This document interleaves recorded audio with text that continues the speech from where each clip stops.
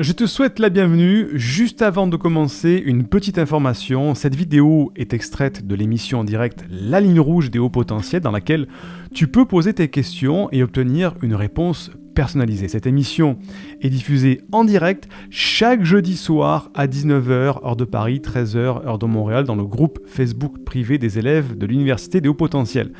Si tu ne fais pas encore partie de ce groupe d'entraide et de bienveillance, tu peux y accéder en devenant élève de l'université. Pour cela, il te suffit juste de télécharger une première formation offerte dans le cadre de cette campagne de sensibilisation au haut potentiel. Le lien se trouve en description de cette vidéo ou en description du podcast. C'est tout simple, tu m'indiques à quelle adresse je dois t'envoyer la formation et tu la reçois tout de suite.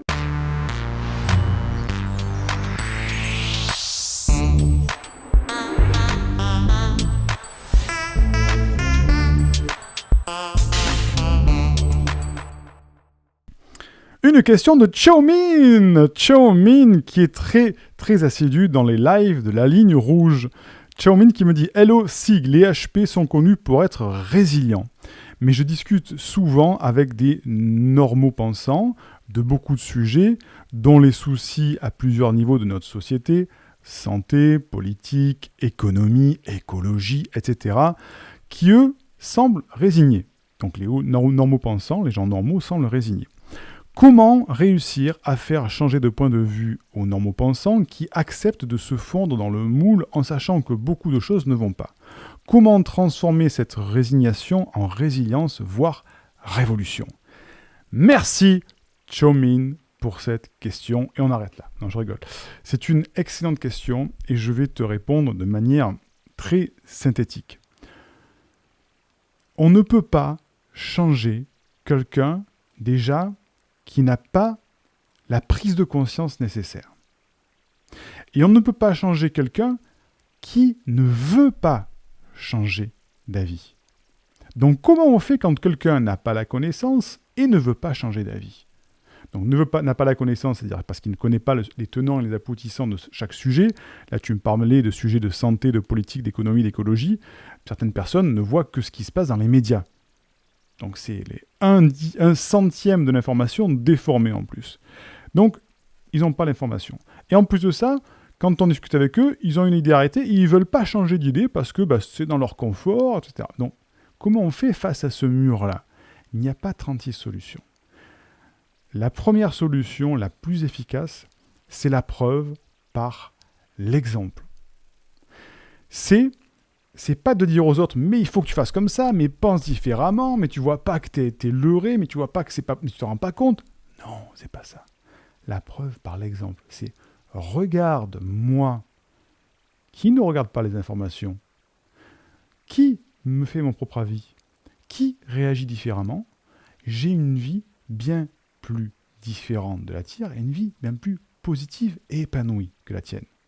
Alors sans faire de comparaison non diplomatique, mais montrer, dire voilà, moi ça fait, je fais l'exemple, hein, Chaomin. Je parle de mon cas, Siegfried, qui parle avec des amis, qui eux ont des idées très arrêtées. Qu'est-ce que je leur dis? Je dis écoute, c'est moi, ça fait des années maintenant que je fais une diète médiatique, je n'ai plus de télévision à la maison, autre que pour regarder des DVD ou des films. C'est pas pour autant que je suis pas informé de ce qui se passe, je fais une diète médiatique, je m'en porte beaucoup mieux tous les jours. Je suis bien plus heureux, bien plus épanoui. Mes enfants sont super contents et pourtant on ne regarde ni journaux, ni télévision, ni radio. On a une vie assez épanouie. Aujourd'hui, je peux voyager dans le monde avec mes enfants. Mes enfants sont effectivement déscolarisés, mais ils ont une éducation dans une école privée par correspondance et on voyage de partout dans le monde. Rien qu'en disant ça, déjà, soit les gens vont être jaloux, parce qu'ils ne peuvent pas le faire, soit ils vont dire « Waouh, mais comment t'as fait, quoi ?» Eh bien parce que je ne suis pas le troupeau de moutons. Je ne suis pas le troupeau de moutons. Je fais les choses différemment. Et par l'exemple, j'ai modifié ma vie, j'ai modifié ma psychologie, ça impacte ma famille, ça impacte mon entourage, et je donne l'exemple aux autres personnes pour qu'il y ait un effet boule de neige.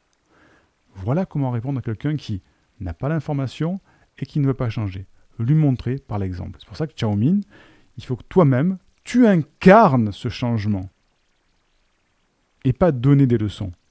Donneur de leçons, il n'a aucune validité. Par contre, quelqu'un qui incarne l'exemple, là, on ne peut rien dire. C'est irréfutable. Ouais, mais non, mais en fait, toi aussi, tu subis. Non, moi, je ne subis plus tout ça. Ouais, mais tes enfants... Non, mes enfants ne subissent plus tout ça. Ouais, mais tu fais rien. Ben si, justement, je fais des choses. J'aide des gens et je les accompagne.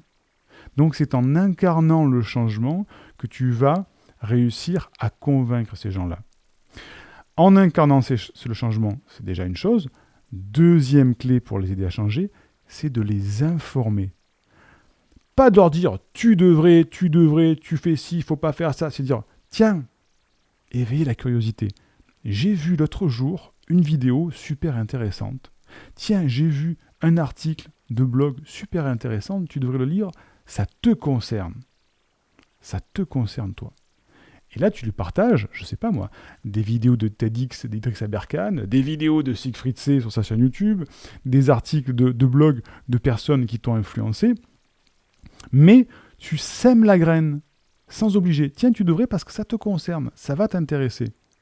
Et la personne, d'elle-même, comme un enfant, va commencer à regarder, dire « Ah ouais, putain, mais c'est vrai que c'est intéressant ce truc-là.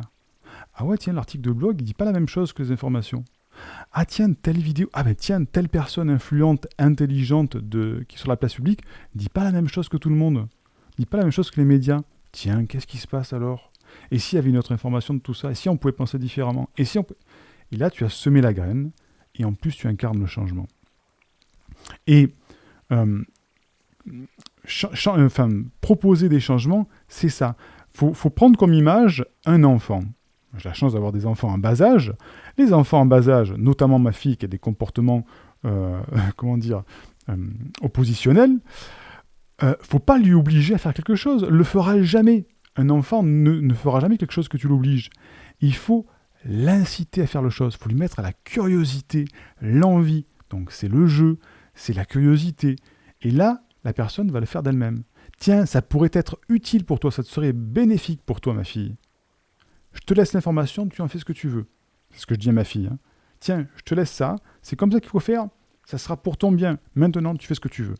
Et qu'est-ce qui se passe ? 5, 10, sur le coup, il dit non. Et 5, 10, 15 minutes, qu'est-ce qui se passe après ?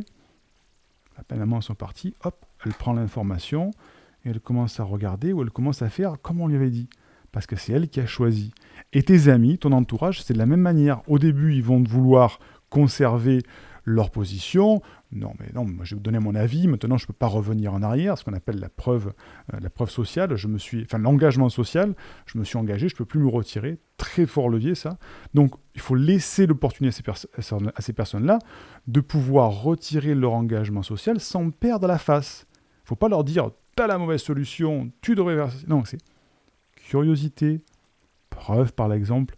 Et là, les personnes, en off, quand tu ne seras plus là, elles vont commencer à changer.